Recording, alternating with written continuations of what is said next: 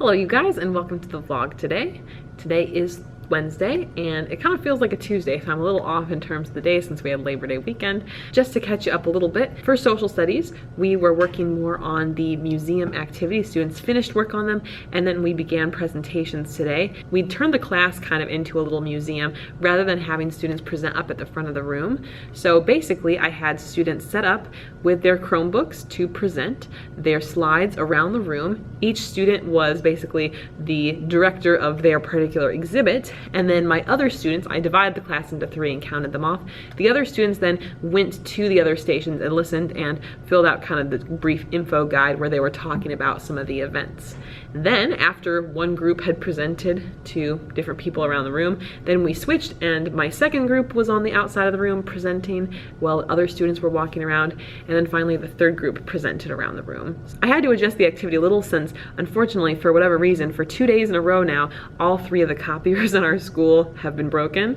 They did just fix one of them today, later in the day now. So I'll be able to copy a few things at least for tomorrow. But overall, it was fun. The kids enjoyed it. They did a good job presenting to their peers for the most part. And I think also it just plays into the idea that when you explain something yourself, you learn it best. So I'm hopeful that it also helps them remember these events a bit better before we move into new content coming up. And in Spanish, we are continuing our work on these vocab review booklets, and today we are specifically doing a review of the Spanish numbers and days of the week and month, that sort of thing. So we took care of that, and in terms of what I want to talk about in today's main topic is staying healthy as a teacher.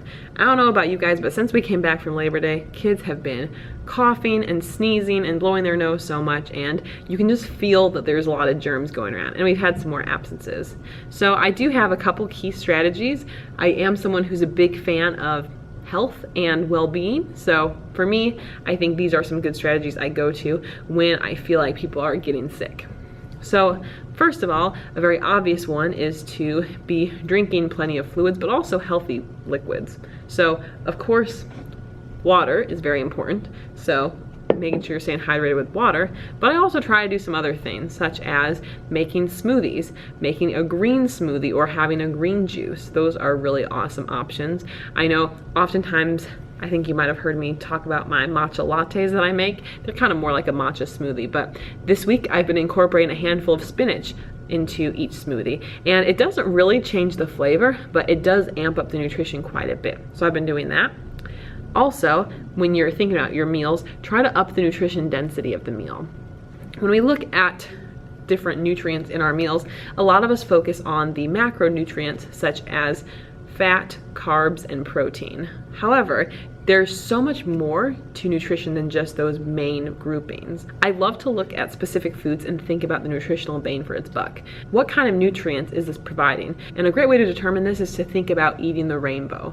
Ideally, we're eating at least 1 serving of each color of fruit and vegetable throughout the day. So deciding, okay, if I have some greens in my smoothie in the morning, throw in some spinach, I've got my greens there, figure out, okay, how can I have, some red food or yellow food or blue or purple food. If you incorporate these different colors of the foods throughout your day, it is a great, easy way to determine whether you're getting enough of the antioxidants and nutrients. Bumping up the produce in our diet can make a big difference. So especially if I feel like I want to avoid getting sick, I might make a stir fry for dinner with a lot of yummy veggies, or maybe I'll do like a spaghetti with pasta sauce and cook some broccoli in while the pasta's cooking, like some frozen broccoli. Sometimes I'll do like a vegan yogurt and berries for dessert, and you get probiotics plus the antioxidants from the berries. Those are all some different options, but just really amping up the nutrition of your meal. Of course, sleep is important, but it's a little hypocritical for me to talk too much about sleep since I haven't been the best, but I am starting to cut myself off by 12:30. So we're making progress. I know that's still pretty late for some, but for me, if I make it to 12:30 every night, then that's a really great week of sleep. Making sure that you're washing your hands, and also if your school does have some hand sanitizer in it, there might be moments where that is advantageous. If you are just collecting work from a student or somehow interacting with a student who's really coughing or sneezing, it might be a great time to use some hand sanitizer, not directly after that interaction, but after that. I was checking homework packets yesterday of all students, and after I was done with that, I did use a little bit of hand sanitizer just because I really don't want to get sick. Another tip that you can do in your classroom that can help the spread of germs, I don't know, maybe your cleaning staff in the building does take care of this, but if you've got like a Lysol wipe or disinfecting wipe to wipe the door handles and maybe some desk surfaces. Of course, that shouldn't really fall on your job necessarily, but I know at least for my school here, that's not typically something that's done. And so I feel like if there are a lot of students who sound sick or seem sick, then me just kind of wiping that down should help some of the bacteria from spreading. Finally, spending time outdoors and exercising can be really helpful for us too. So bump up that immune system by going for a walk or run if it's nice out. It's still a little hot for us, so I don't know I think Jake and I will probably go for a walk today after school. We do most days unless it's really hot or if he's got a cross-country meet, but I think those are some good hacks to help you stay healthy, especially when all these students are getting sick. I'm also a big fan of being more preventative rather than reactionary. So if you feel yourself being a little bit off, take the extra time to care for yourself before you get a full-on cold, or maybe you can even shorten the cold or whatever other sickness it is. So at this point, I'm just doing some last minute prep for my encore class. It's mostly all set up. I want to show you. I'm trying a new policy. I've had some behavior issues during my encore class, so I'm trying a new policy. I've kind of got it laid out here. It's a 40-minute class, and so it is like the elective at the end of the day. What we're going to try, see if this works. The first 30 minutes, it needs to be on task work time, no distractions. After that point, when there's 10 minutes left, they can either have relaxed work time in which they can choose who they'd like to sit by and talking will be allowed during that last 10 minutes. But if they did not earn that time, then I've got a bonus assignment activity that they'll work on in that 10 minutes in addition to whatever else they're finishing up. So they were actually like some Bellringer activities. Let me show you. So I actually have these little like Bellringer activities that I got from the other teacher who teaches the same thing as me. She uses them as warm-up every day. I find that I wasn't really into using them as warm-up every day. This will work great for today if I need to use them in case we have any, off-task work time and they don't earn the relaxed work time. Also, I found some relaxing music and some more instrumental music, so I've got that pulled up here too that I'll play for during their work time to also help keep the mood much more calm and hopefully productive. Hello you guys, it's currently 10:46, so much earlier than I'm normally checking in.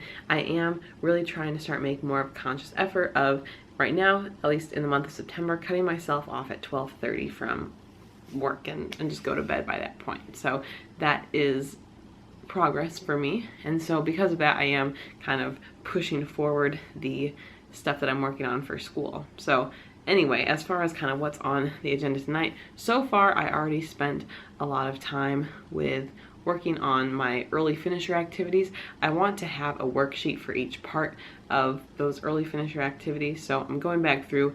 There's 27 ideas as part of the set with the bell work, and I'm going through and putting together a worksheet for each part just because I think that will be the easiest, and it's going to work out really well for a lot of things. It could also be emergency sub-plans, and I think that will make it a little bit easier for students to have like a tangible thing that they can work on. So working on that, I got a couple pages of that done, but as far as tonight's agenda, I'm going to be prepping the kids' bell work for tomorrow. I do have to write up a detention, like I didn't have time to do the form while I was at school today.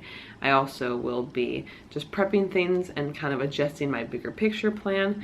I find it is nice to kind of go back through, and even if I have a certain plan, just with the day, adjust it, modify it, tweak it a little bit, just because usually I don't predict exactly where we're going to end up, and the timing of things usually goes by much quicker than we'd expect. So I definitely want to go through and take care of that a little bit. I know from a planning perspective, I'm kind of caught in that tough situation of having things that I can teach and do that I've created in the past, but then also that drive to want to make something better than I've had in the past. So it's definitely that balance of, on the one hand, it's easiest to just use what I did last year. On the other hand, is last year really the best it can be? Definitely something I have to think about as I continue planning and doing a bit more of that, which will hopefully happen over the next couple days. I think at the start of next week we're going to be beginning our Civil War and Reconstruction unit. I say it technically would just be Reconstruction, but I know that they didn't really get to have much coverage of Civil War, so doing a little bit of that and just figuring out kind of how we teach that and what the best way is. If I had to grade the unit I put together last year, I'd grade it like a B-. You know, it met the standards, it did its thing, but at the same time, I wasn't as super excited about some of it. So I want to try to make some edits on things like over the weekend and whatnot, but it's still too early to talk about the weekend kind of stuff. But that's about all I have for you guys today. Hopefully the vlog was somewhat enjoyable or educational, or maybe a combination of both. I look forward to seeing you guys in the next one. Bye.